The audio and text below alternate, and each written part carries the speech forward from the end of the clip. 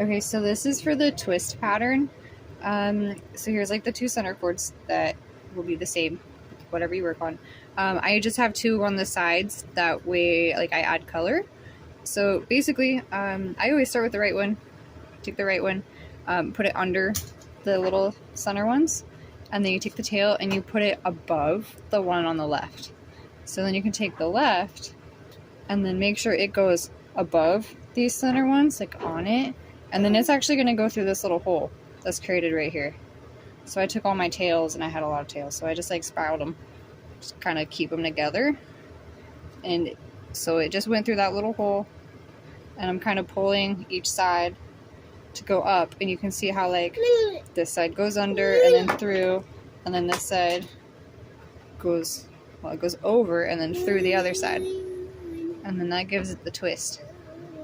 and then you just kind of pull it snug, and then that was fun.